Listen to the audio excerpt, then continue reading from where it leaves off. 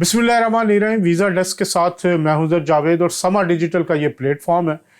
इस प्लेटफॉर्म से हम आपके लिए आपके इमिग्रेशन इश्यूज़ हों या वीज़ा के हवाले से आपकी इंक्वायरीज़ हों या आप कोई सवाल पूछना चाहें उस हवाले से बात करते हैं। तो आज इन प्रोग्राम में हम मदऊ करते हैं टॉप प्रोफेशनल्स को जो लीगल फील्ड में अपना नाम जमा चुके हैं और एक स्टैंडिंग रखते हैं अपने प्रोफेशन में। तो आज के हमारे मेहमान हैं जावेद मीर साहब, सॉलिसिटर हैं। बहुत शुक्रिया जावेद। बहुत शुक्रिया अज़हर साहब, वेरी काइंड ऑफ यू। अच्छा जावेद मीर साहब, एक तो ज़रा थोड़ा सा अपना तारुफ भी करवाइए कि आपकी प्रैक्टिस कब से है, कितनी देर से आप कर रहे हैं और किस शोबे में आपकी ज़्यादा महारत है। मैं ईयर 2000 से प्रैक्टिस कर रहा हूँ। मेनली मेरे एरिया ऑफ प्रैक्टिस में इमिग्रेशन है, फैमिली है और प्रॉपर्टी और लिटिगेशन। मेरी अपनी एक फर्म थी जो मैंने 15 साल रन की सिटी में, और अब मैं वो क्लोज करके मैंने ईस्ट लंदन में एक इमिग्रेशन और फैमिली की फर्म रन कर रहा हूँ। अच्छा मीर साहब, ईस्ट लंदन में जिससे भी पूछें 70-80% लोग आपका नाम ज़रूर लेते हैं अल्हम्दुलिल्लाह, और वो लेते हैं जो असाइलम केसेस हैं जिनके कॉम्प्लेक्स मैटर्स थे। एग्जैक्टली, अल्हम्दुलिल्लाह। वो आपकी जो एरिया ऑफ प्रैक्टिस थी इसके लिए आप बड़े मशहूर हैं। तो वो क्या दौर था, क्या मामला थे कि जिसकी वजह से अल्लाह ने आपको इस शोबे में इतनी इज्जत दी? अल्हम्दुलिल्लाह, इस इमिग्रेशन के एरिया में काफ़ी कॉम्प्लिकेटेड मैटर्स, वो मैटर्स जो कि लैंडमार्क केसेस बने यूके के। One of the matters arch bishop of Westminster involve हुए, उसमें शॉन जेम्स जो फॉरेन सेलेक्ट कमेटी की मेंबर थी वो इन्वॉल्व हुई, वेटिकन इन्वॉल्व हो गया। तो इस I was interviewed bye BBC, independent और यहाँ यूके के जितने भी नेशनल न्यूज़पेपर्स थे तो उन्होंने इंटरव्यू किया। और जो वो मीडिया था सारे का सारा जो कि हमारे इंग्लैंड के जो वाइट लोग पढ़ते हैं, वो बेसिकली उनके इंटरेस्ट का मैटर्स थे। वो क्या केस था? केस एक क्रिश्चियन का था और इंटरेस्टिंग बात ये थी कि जब वो उसका इंटरव्यू हुआ, उसको क्रिश्चियनिटी के बारे में ज़्यादा पता नहीं था, बट लेटर ऑन अब उसकी अपील डिसमिस हुई, उसके इंटरव्यू में केस रिफ्यूज हुआ, और जब उसको रिमूव करने लगे तो जो लोकल कम्युनिटी थी उसके इलाके की वो खड़ी हो गई। जब वो खड़ी हुई, उसके बिशप खड़े हुए उसके लिए, बाकी वो आर्च बिशप वेस्टमिनिस्टर इन्वॉल्व हुए, फिर उनकी लोकल एमपी इन्वॉल्व हुई, तो वो हाइप हो गई। फिर बीबीसी गॉट इन्वॉल्व और उन्होंने इंटरव्यू किया। तो उससे एक चीज सीखने को जो बड़ी इंपॉर्टेंट मिली वो ये है कि किसी भी फर्द का जो केस है, वो आपका सपोज आप इंटरव्यू देते हैं, आपका केस रिफ्यूज हो जाता है तो यूजली लोग डाउन हो जाते हैं, डिप्रेस हो जाते हैं, और फिर वो अपील पे इतना ज़्यादा इंटरेस्टेड नहीं होते कि भाई हम अपील में इतना ज़्यादा जोर लगाएं। उसकी अपील भी डिसमिस हो गई, but he did not stop.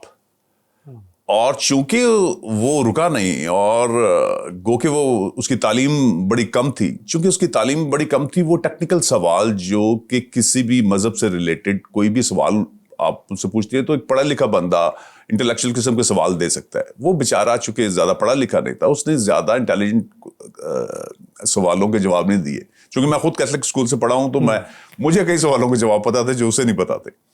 तो इट वाज वेरी अनफॉर्चुनेट कि उसका केस रिफ्यूज हुआ, मगर उसमें एक डिटर्मिनेशन थी कि ये मैंने अपना केस जो है ये रन करना है और थ्रू आउट एंड तक रन करना है, और मैंने गिव अप नहीं करना।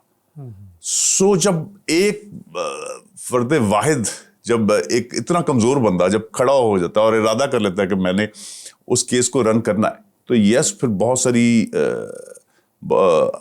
शाद मालिक का एक ये तरीका है कि वो उसमें बरकत डालता है। अच्छा, हम देखते हैं कि हमारी जो पाकिस्तानी कम्युनिटी है, अगर हम इस तरफ जाएं तो बड़ी देर से 90s के बाद से काफ़ी ज़्यादा कश्मीरियों के अलावा जी जी मेन जो लोगों का आना शुरू हुआ तो बहुत सारे रूट्स अपनाए गए, स्टूडेंट्स आते थे लोग, एग्जैक्टली। फिर विजिट पे आके असाइलम अप्लाई कर लेना, ये सारी चीज़ें हैं।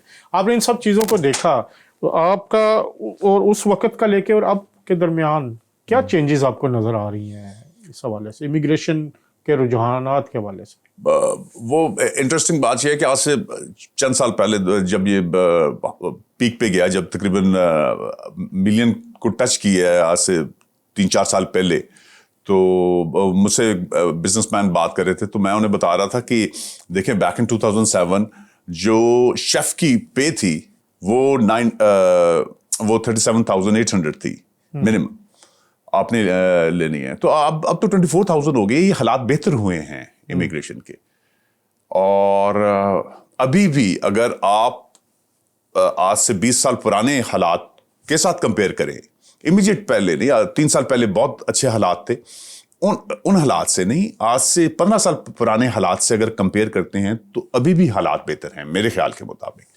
अगर उस दौर में सपोज कोई बंदा सालों में अप्लाई करता था, बैक इन 2002 से ये डिटेंशन स्टार्ट हो गई थी, 2004-5 से फास्ट ट्रैक स्टार्ट हो गया था। फास्ट ट्रैक में कोई बंदा जाके सालों में अप्लाई करता था, उसको सबसे पहले डिटेन करते थे, डिटेन करके उसका केस 5 दिनों में उसका इंटरव्यू करते थे, 2 दिनों में उसके असाइलम के इंटरव्यू के बाद उसका फैसला आता था, 2 दिन अपील के होते थे, उसके बाद 5 दिन के अंदर अंदर हियरिंग आ जानी थी। अच्छा, 40 डेज के अंदर केस उसका निपटा चुके होते थे वो। ये कब की बात कर रहे हैं? ये आज से कोई 12-14 साल पुरानी बात है। ओके। और ये चली है, बड़ी देर चली है, ये अराउंड 10 इयर्स चली है। ये फास्ट ट्रैक सिस्टम इन्होंने नीदरलैंड से सीखा था। और नीदरलैंड में ऐसे होता था कि वो एविडेंस कलेक्ट ही ना कर सके, वो बंदा सबसे पहले तो डिटेंशन में जाता, बंदा परेशान हो जाता कि मैं ये बंद हो गया हूँ इस जगह पे। उस परेशानी को हैंडल नहीं कर पा रहा होता, फिर उसने इंटरव्यू देना है, और इंटरव्यू भी एक फॉरेन कंट्री में एक फॉरेन बंदे को देना है। सो वो उस तरह के तो हालात नहीं है इस वक्त।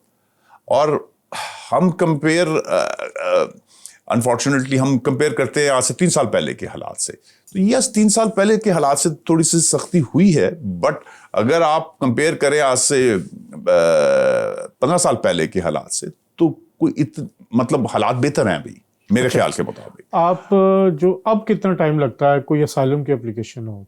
अब असाइलम की एप्लीकेशन डिपेंड करता है जिस वकील को इस चीज का इस बात का जवाब आता है वो स्पिरिचुअल है। वो स्पिरिचुअल है, वो आम आदमी नहीं है। तो वो मतलब हर और क्लाइंट की ये बड़ी रिक्वायरमेंट होती है कि जी आप जी टाइम फ्रेम दें। होता ही है कि आप 4 केस अप्लाई करते हैं, किसी का 2 महीने बाद आपका इंटरव्यू आ रहा होता है, किसी का 6 महीने में इंटरव्यू नहीं आता। मेरे क्लाइंट का 1.5 साल इंटरव्यू नहीं आया, और उसके साथ वाले सबका 2-2 महीने बाद इंटरव्यू आए, और वो केस डिसाइड भी हो गया और उनको स्टेटस भी ग्रांट हो गया। सो ये कभी भी कुछ सेट पैटर्न नहीं है। लेकिन एक आम एप्लीकेशन कितना टाइम लग जाता है टोटल अगर मिलाएं, अगर वो मिला के जो उनकी अपीलें मिला के जैसा? अगर अपील मिला के आप कहते हैं तो ईयर प्लस लगता है। ईयर प्लस लगता है। तो उसके बाद भी कोई होता है? अभी तो है। अभी आप अपर ट्रिब्यूनल में जा सकते हैं। अपर ट्रिब्यूनल में बहुत ज़्यादा रिलीफ मिलती है। जो उन्होंने एक डाटा आता है, उसके मुताबिक 15 to 25% अपील्स ट्रिब्यूनल्स में अलाउ होती हैं। जो इमिग्रेशन जजेस हैं वो अपीलें आपकी अलाउ करते हैं। सो 5 केसेस जाते हैं, तो उनमें से हर 5वां केस या हर 6ठा केस कुछ स्टे मिलता है, डिपेंडिंग अपॉन द फैक्ट्स। इसमें सबसे इंपॉर्टेंट ये है कि अगर आप अपील करने जा रहे हैं तो वो फिर केस इतना टेक्निकली और इतना अच्छा प्रिपेयर करके भेजें केस अपना। आप उसमें कंट्री एक्सपर्ट्स को एंगेज करें। आपके मुल्क के यूके के जो प्रोफेसर्स हैं वो आपके मुल्क के उस पाकिस्तान से या इंडिया से या बांग्लादेश के वो एक्सपर्ट्स आप एंगेज करें, और वो एक्सपर्ट्स उसमें ओपिनियंस दें। अगर आपके मेडिकल हेल्थ कंडीशंस हैं, सपोज कोई स्कारिंग है आपको, मतलब कोई चोट लगी हुई है, तो वो स्कारिंग के स्पेशलिस्ट हैं, डॉक्टर्स हैं, वो देख के बताएं कि कहाँ आपको चोट लगी है। हम बातें हैं, पहले ये जरा शुरू में कर दिया। असाइलम के लिए पिछले साल के जो फिगर्स हैं सबसे ज्यादा पाकिस्तानी है। जी जी जी 11-10 हज़ार से ज़्यादा पाकिस्तानी हैं, एग्जैक्टली। जिसमें स्टूडेंट्स भी हैं, वर्क वीज़े वाले भी हैं। इसकी क्या वजह है? इसकी इसकी एक वजह तो ये है कि बाज़ औक़ात जो जो पाकिस्तान के हालात होते हैं या उस मुल्क के हालात होते हैं, उसके मुताबिक आप देखते हैं कि केसेस ज़्यादा हो रहे होते हैं। मैं उस मुल्क के बजाय, चूँकि हम यहाँ प्रैक्टिस करते हैं, तो मैं तो कंट्री इंफॉर्मेशन जो पॉलिसी की, जो यूके होम ऑफिस अपनी एक रिपोर्ट जारी करता है कि उस मुल्क के हालात कैसे हैं, तो मैं उस पर रिलाय करता हूँ। उसमें जितने सफ़े अगर मज़हब की बुनियाद पे हैं, तो इसका मतलब है मज़हब वाले लोग मज़हब की बुनियाद पे ज़्यादा केस अप्लाई कर रहे हैं। अगर सियासत वाले ज़्यादा हैं, तो उसका मतलब है सियासत की बुनियाद पे अप्लाई कर रहे हैं। अगर आप ख़वातीन की, मतलब ख़ातून है कोई, उसे ख़ातून होने की वजह से कोई मसला है, जिसे पर्टिकुलर सोशल ग्रुप कहते हैं, तो वो ख़वातीन अप्लाई कर रही होती हैं। अगर कोई केसेस हैं जैसे LGBT हैं, तो वो, या गे केसेस है, तो वो जितना उसमें लिखा होगा उतने ही लोग, मैंने देखा है, उतने ही लोग अप्लाई कर रहे होते हैं। द थिंग इज कि जो प्राइवेट पेइंग क्लाइंट है और जो लीगल एड का क्लाइंट है, ये टोटली डिफरेंट है। लीगल एड के जो क्लाइंट है वो मार्केट ही डिफरेंट है, वो लोग जाते ही डिफरेंट सोलिसिटर्स के पास हैं। जो रिलीजियस और रिलीजन की बेस पे अप्लाई कर रहे होते हैं, वो टोटली डिफरेंट लोग हैं, और वो उनकी फर्म्स डिफरेंट हैं, और वो हंड्रेड्स की तादाद में उनके केसेस होते हैं, और बहुत बड़ी फैमिलीज वो सिर्फ और सिर्फ रिलीजियस ग्राउंड पे केस अप्लाई कर रही होती हैं। अच्छा साहब, एक नौजवान है, पाकिस्तान से आया, यहाँ पे स्टूडेंट है, उसके पास फीस के पैसे नहीं हैं, तो उसको कोई मशवरा देता है असाइलम कर लो, या इसी तरह कोई और इसी तरह के इश्यूज है, तो इस तरह का जो असाइलम होता है, आपके ख्याल में कोई इसका फ़ायदा होता है या उनको मिसगाइड किया जाता है लोगों को? बहुत अनफॉर्चुनेट पार्ट है। हालांकि ये क्रिमिनल ऑफेंस बना दिया गया बैक इन 2001। अच्छा। इससे पहले बहुत ज्यादा ये काम चलता था, और 2001 के बाद ये क्रिमिनल ऑफेंस बना दिया। वो बंदा जो कि क्वालिफाइड नहीं है इमिग्रेशन की एडवाइस देने की, वो इमिग्रेशन की एडवाइस दे, तो ये जुर्म है। पहली बात तो ये, आप किसी के बारे में कह दें कि ये मुझे बाहर खड़ा होकर इसने इमिग्रेशन की एडवाइस दी है, तो उस बंदे के खिलाफ क्रिमिनल कन्विक्शन होती है। अच्छा। और ये बड़ा सीरियस ऑफेंस है, और इसमें लोगों को सजाएं हुई हैं। हमारे कम्युनिटी के काफ़ी सारे लोगों को सजाएं हुई हैं। इसमें मतलब ये इंडिया से भी ताल्लुक़ रखते हैं, बांग्लादेश से, पाकिस्तान से, और हर नाइजीरिया से। Like every community has this sort of immigrant community जो, हाँ, इमिग्रेंट कम्युनिटी, वो वनरेबल लोग जो परेशान उस वक्त अपनी फीस की बुनियाद पे या इस बुनियाद पे असाइलम अप्लाई कर रहे हैं। ऐसे नहीं करना चाहिए। ये आपके लिए ठीक नहीं है कि आपके पास सिर्फ फीस नहीं है तो आप असाइलम अप्लाई कर लें। यस, आपके हालात ऐसे हो गए हैं और आप असाइलम अप्लाई कर रहे हैं, तो या पाकिस्तान में आपकी जान को खतरा है, वापस अगर जाते हैं, तो आपने तब असाइलम अप्लाई करना है, तो ज़रूर करना चाहिए, और एट द अर्लीस्ट करना चाहिए। और आजकल अगर हम कंपेयर करें आज से 15 साल पहले वाले हालात से, तो हालात मेरी ऑब्जर्वेशन के मुताबिक ठीक है। इस तरह के हालात बैक इन 2000 में थे, 2001, 2, 3 में थे, जो आजकल हालात है सियासी बना के।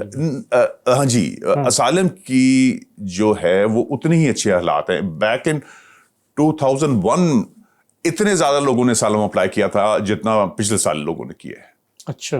हाँ, सो इतनी ज्यादा लोगों को अकोमोडेट उसके किया। मुकाबले में ज्यादा लोगों को अब मिल रहा है स्टे 2001 के, या कम लोगों को मिल रहा है? मेरे ख्याल में इट डिपेंड कि किस कम्युनिटी को ज्यादा मिलता है। बाज़ औक़ात कोई अफ्रीकन कंट्री है, सीरियलियन में प्रॉब्लम्स थे, तो वो उन लोगों को ज्यादा मिल रहा है, या कोई सोमालिया से किसी दौर में लोग आते थे और उन लोगों को ज्यादा मिल रहा होता था। उस मुल्क के हालात के मुताबिक लोगों को स्टे मिल रहा होता है। मैंने एक दफा डाटा देखा था लॉन्ग टाइम को, मैंने बहुत ज्यादा रिसर्च की थी इसमें बैक 2004-5 में, और मैंने देखा था कैसे इनको स्टेटस मिल रहा है। तो मैंने देखा था जो स्पेशली अफ्रीकन कंट्री से लोग आ रहे हैं, उनको 30, 40, 50% लोगों के केस अप्रूव हो रहे हैं। उस दौर में पाकिस्तानियों के सिर्फ 3% लोगों के असाइलम अप्रूव हो रहे थे। इंडियंस के पॉइंट समथिंग पे अप्रूव हो रहे थे।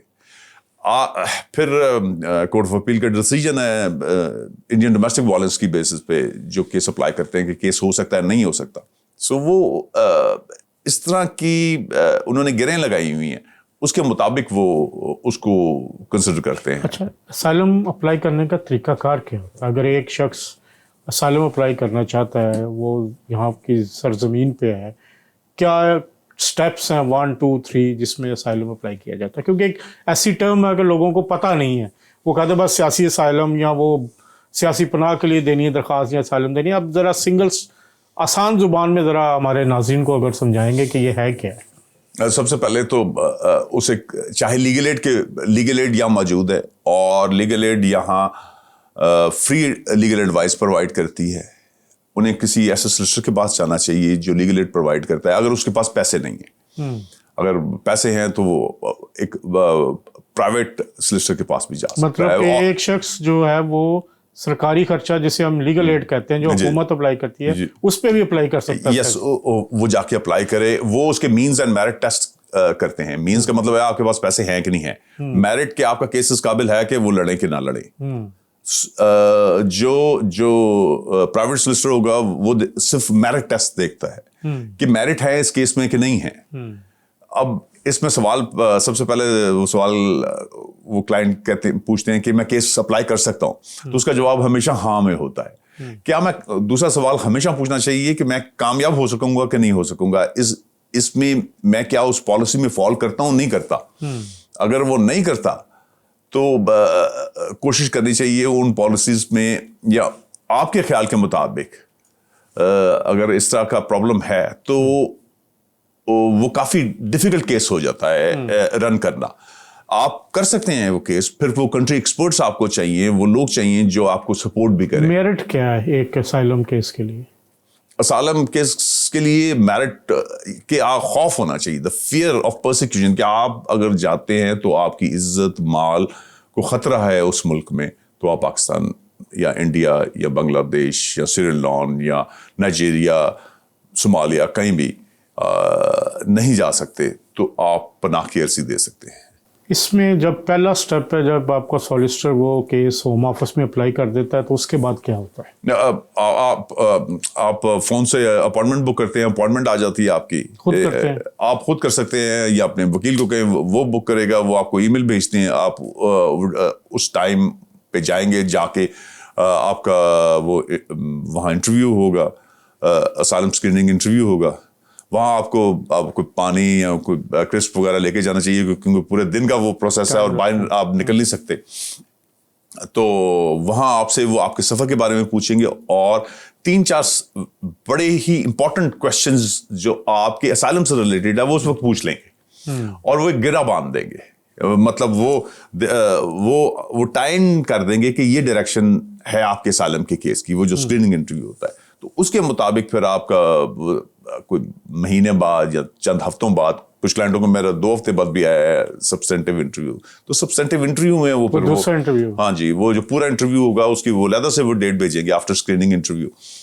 तो उसमें वो फिर इन डिटेल पूछते हैं कि हाँ जी मसला क्या है आपका, और अगर वो मसला सबसे पहले आपकी अपनी क्लैरिटी होनी चाहिए। जब आप इंटरव्यू पे जा रहे हैं, आपने किसी वकील से भी एडवाइस ले ली, सब कुछ कर लिया, आप अपने जहन में कहीं लिख लें कि मुझे क्या मसला है। बाज़ औक़ात जब मेरी फैमिली मैटर्स की क्लाइंट आती है तो मैं उन्हें कहता हूँ आप मुझे लिख के बता देंगी। आप उनसे सवाल जब पूछ रहे होते हैं तो आप किसी को कह देंगे ना, आप अपनी लाइफ के मसाइल लिख के भेज दें, तो यूजुअली वो लाइफ उनकी 8 साल गुजरी होती है उस डोमेस्टिक अब्यूज़ में, बट या वो वजूहात की वजह से, मैं ब्रिटिश सिटीजन की बात कर रहा हूँ, ये सालम की बात नहीं कर रहा, वो बेचारी लिख ही नहीं पाती, वो बाज़ औक़ात आप एक्सप्लेन ही नहीं कर पाते।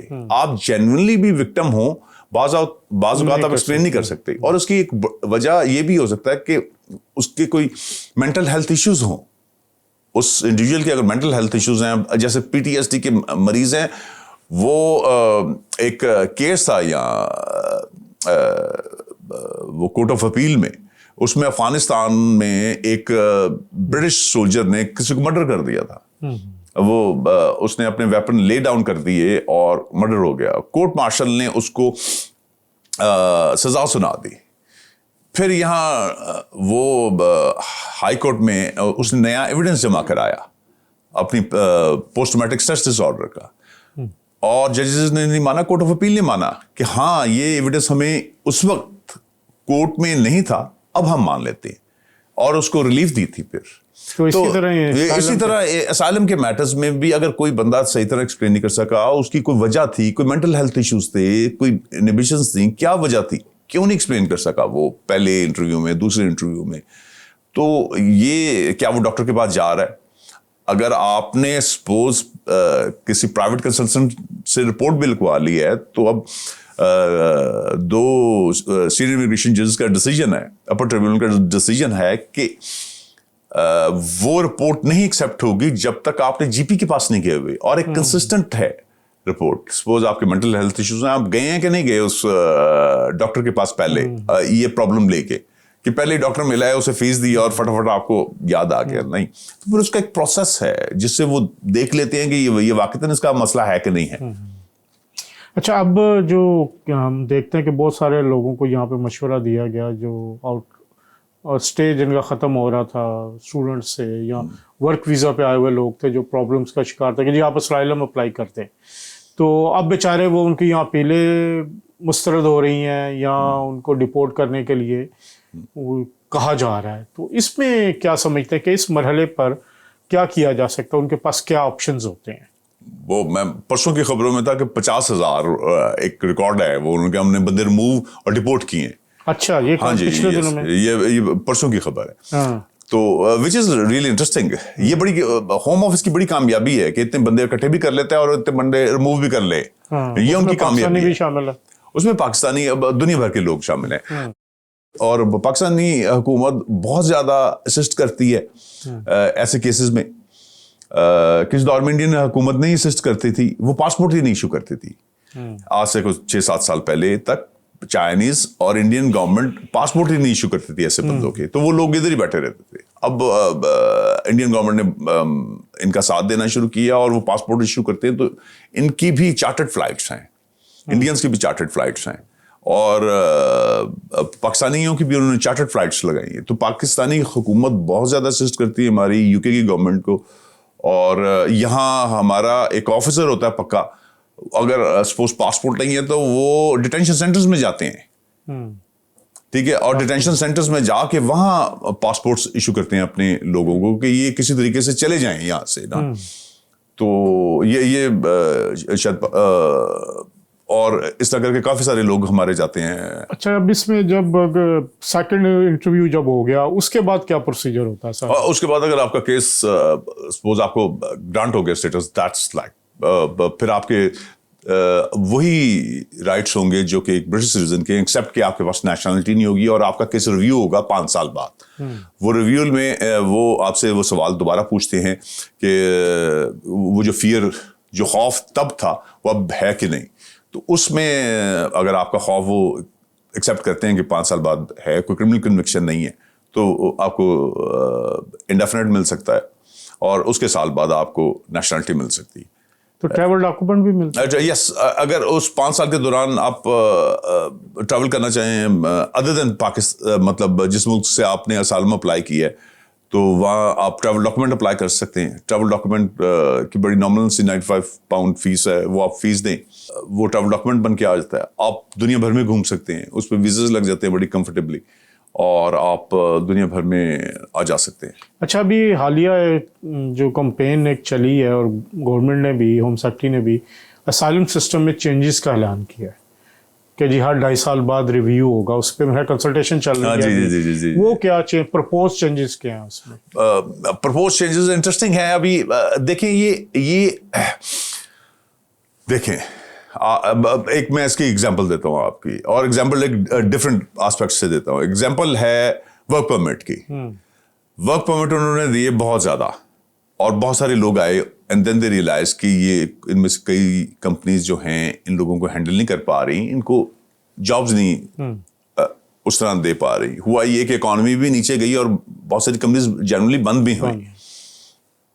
तो उन्होंने क्या किया कि उसका स्टैंडर्ड ये ऑलरेडी था, ये सन 2001 से है कि आप किसी को भी वर्क परमिट देने लगे हैं, आप उसका इंटरव्यू कर सकते हैं। आप किसी को भी स्टूडेंट वीजा देने लगे हैं, आप उसका इंटरव्यू कर सकते हैं। उन्होंने सिर्फ इंटरव्यू करना शुरू किया। अब इंटरव्यू जब करना शुरू किया तो वो जो उसकी जो लोग आ रहे थे वो 1/4 रह गए। वर्क परमिट में लोग जो हैं वो 1/4 रह गए। प्लस उन्होंने वही एजुकेशन का जो स्टैंडर्ड है फॉर वर्क परमिट वो जरा ऊंचा किया है, तो लोग कम हो गए। मैंने इसी तरह इन्होंने ये जो एक चेंज आई है कि हर आफ्टर एवरी 30 मंथ्स वो उसका केस रिव्यू करेंगे जिसने सालम अप्लाई किया है। अगर उसके मुल्क के हालात, सपोज एक बंदा कहता है कि मैंने ये हरकत की है, इसकी वजह से मैं पाकिस्तान नहीं जा सकता। सपोज पहले हदूद ऑर्डिनेंस होती थी ख़वातीन के खिलाफ under section 10 Pakistan penal code के तहत वो पर्चा हो जाता था। फिर वुमेन प्रोटेक्शन एक्ट 2006 में आया। उसके बाद यहाँ कानून बदला, यहाँ एक केस आया KA का, और उन्होंने कहा चूंकि वहाँ कानून बदल गया इसलिए हमें यहाँ भी कानून बदलना चाहिए। अब ख़वातीन का खिलाफ पर्चा नहीं हो सकता, इसलिए उनको अब मजीद रेफ्यूजी स्टेटस नहीं दिया जाएगा। अब ऐसी कोई फैमिली होती जिसका 30 महीने का वीज़ा होता और उस मुल्क से, इंडिया से, पाकिस्तान से, बांग्लादेश से, सोमालिया में हालात ठीक हो गए, वहाँ खाना जंगी खत्म हो गई है। सपोज पॉलिटिकल गवर्नमेंट चेंज हो गई है, पॉलिटिकल गवर्नमेंट चेंज हो गई है। जैसे अगर कोई कहे जी मैं PTI से ले रहा हूँ, 2 साल बाद वो PTI की गवर्नमेंट आ जाती है या PTI की गवर्नमेंट आ जाती है, तो वो बात खत्म हो गई। जैसे मुस्लिम लीग नून पहले ज़ेरे तब थी, तो उन्होंने उसके नाम पे किया, तो वो अब उनकी हुकूमत है। वही है कि जब बैक इन 2000 मैंने चूंकि उस दौर से प्रैक्टिस स्टार्ट किया, बैक इन 2000 लोगों ने 99 में 98 में 99 में असालम अप्लाई किया ऑन द बेसिस ऑफ ये मुशर्रफ साहब के दौर में केसेस अप्लाई किए प्रो मुस्लिम लीग जो वो थे या नहीं थे वो एक डिफरेंट क्वेश्चन है कि वो वाकईतन जो जेन्युइन होते हैं वो बेचारे वहीं फंसे होते हैं यहाँ। तो वो काफी सारे लोगों ने असालम अप्लाई किया और वो जेन्युइन भी थे। जो जेन्युइन थे जब तक उनकी हियरिंग आई वो 1.5 साल 2 साल गुजर गए हुए थे। और जो CAE रिपोर्ट जब असालम अप्लाई किया और जो CAE रिपोर्ट जब ये कंट्री इंफॉर्मेशन पॉलिसी की जो रिपोर्ट है या जो कह लें खबरें हैं वो पाकिस्तान से अच्छी आनी शुरू हो गई कि भाई अब हालात इतने सख्त नहीं है, वहाँ इतनी सख्ती नहीं है, और वहाँ तो वही अपीलें डिसमिस होनी शुरू हो गई। मेरी बात समझेगा, 3 साल बाद कोई सियासी पनाह पे स्टे हो ही नहीं रहा था। तो अब जो लोग तरीके इंसाफ के नाम पे कर रहे हैं उनको भी होशियार रहना चाहिए। वो अभी क्या कह सकते हैं उसमें, क्या वो उन्होंने कोई ऐसी बात तो नहीं कर दी कि वो तरीके इंसाफ से हटके भी कोई बात अगर है तो फिर मसला, फिर उनका माइट भी केस में कोई बचत हो, बट यस फिर तो 2.5 साल का पीरियड है, 30 मंथ्स का। But 30 months is a good period अगर कोई बंदा यहाँ लाइफ इस्टेब्लिश करना चाहे। यहाँ स्कॉलरशिप्स हैं जो रेफ्यूजीज हैं उनके लिए, जो असालम सीकर्स हैं उनके लिए स्कॉलरशिप्स हैं। जो बंदा असालम अप्लाई कर लेता है अनफॉर्चुनेटली, या जो बंदा रेफ्यूजी हो जाता है वो उसके बाद कुछ करने के लिए रेडी नहीं होता, तो वो अपने आप को अगर इम्प्रूव करता है, ये सबका होना है। जिनका 5 साल का वीजा भी लगा हुआ है उनके लिए भी सख्ती होनी है। ये रिव्यू बड़े सख्त होंगे क्योंकि हमने देखे हैं रिव्यू होते हुए ना अच्छे दौर में, जब रिव्यूज होते किसी दौर में ये डिस्कशन लीव देते थे और वो 4 साल की होती थी, अफगानीज को मिलती थी, और वो 4 साल बाद रिफ्यूज करते थे उसको। हालात ठीक हो गए अफगानिस्तान के, उन्होंने सबको रिफ्यूज कर दिए। पहले किसी एक के लिए होता था। ये फॉर्मूला वो चला चुके हुए हैं, ये कारतूस वो चला चुके हैं, उन्हें आता है ये तरीका। बैक इन 2004, 5, 6 सबको ह्यूमैनिटेरियन प्रोटेक्शन मिलती थी इधर। बहुत सारे मुल्क थे, नॉट ओनली अफगानिस्तान, बहुत सारे मुल्कों को 4 साल की लीव ग्रांट होती थी। वो 4 साल बाद रिव्यू में कुछ को दे देते थे, कुछ और ज्यादातर को रिफ्यूज करते थे। अच्छा, आप 10 साल का जो कह रहे हैं, 10 साल के बाद बीनी मरहला इंडेफिनिट मिलना या जिनकी गैप आ जाता है, उस पर क्या सूरत हाल है? 10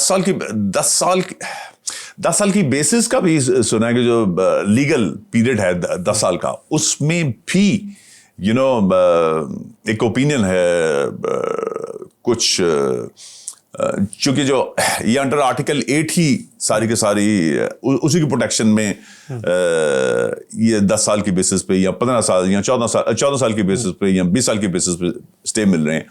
तो अगर आर्टिकल 8 को ज्यादा स्क्वीज किया इन्होंने तो यस वो 10 इयर्स को भी हिला सकते हैं, वो 20 इयर्स को भी हिला सकते हैं।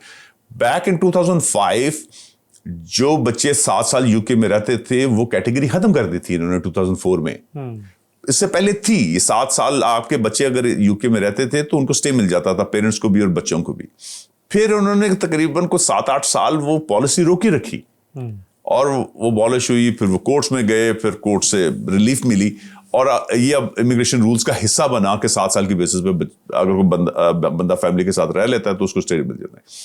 ये इसको भी स्क्वीज कर सकते हैं क्योंकि आर्टिकल 8 के अंडर ही आपके इंसानी हकूक के तहत ही आपको 10 साल, भाई 10 साल एक बंदा रह गया इधर तो उसको स्टे दे दे। तो वो यस उसमें अगर आपका एक दिन भी अगर ऊपर नीचे हुआ है तो यस वो आपका नहीं हो सकता। सेक्रेटरी ऑफ स्टेट सपोज आपका कोई पीरियड 14 डेज का था, 3C का जो पीरियड है ये सब, उसमें आपने एक दिन ज्यादा किया और सेक्रेटरी स्टेट उस वक्त या होम ऑफिस उस वक्त डिस्कशन यूज करके मैंने देखा है कि उसने उस वक्त ग्रांट कर दी है लीव, बट लेटर ऑन जब इंडेफिनेट अप्लाई करने गए आपको रिफ्यूज कर दिए उनको, तब हमने डिस्कशन यूज की थी। इंडेफिनेट की दफा हम डिस्कशन यूज नहीं करेंगे। सो वो मैंने रिफ्यूजल्स देखे हैं और यू नो ये मसला है। बहुत शुक्रिया जावेद साहब आपके टाइम का। नाज़रीन, जावेद मीर साहब सीनियर इमिग्रेशन सॉलिसिटर हैं, वो हमारे साथ मौजूद थे। उन्होंने बड़ी तफसील के साथ असाइलम के प्रोसेस और उसके पॉजिटिव नेगेटिव सब के बारे में बताया। लेकिन एक चीज़ से एहतियात कीजिए, कोई भी गैर कानूनी तरीका यूके में रहने के लिए या आने के लिए इस्तेमाल ना करें। कोशिश करें कि जो आपका जो जेन्युइन केस है, जो जेन्युइन आपके हालात हैं, उसके मुताबिक अमल करें और किसी किस्म के एजेंट्स जो हैं उनके बातों में ना आए। और अभी मीर साहब ने भी बताया कि अगर आपको कोई ऐसा बंदा जो क्वालिफाइड नहीं है सॉलिसिटर के लिए या इमिग्रेशन एडवाइस देने के लिए, अगर वो आपको एडवाइस देता है तो ये एक जुर्म है और उसको सज़ा भी हो सकती है। अब तक के लिए इतना। इंशाल्लाह वीज़ा डेस्क के अगले प्रोग्राम में दोबारा हाज़िर होंगे। तब तक के लिए अल्लाह हाफिज़।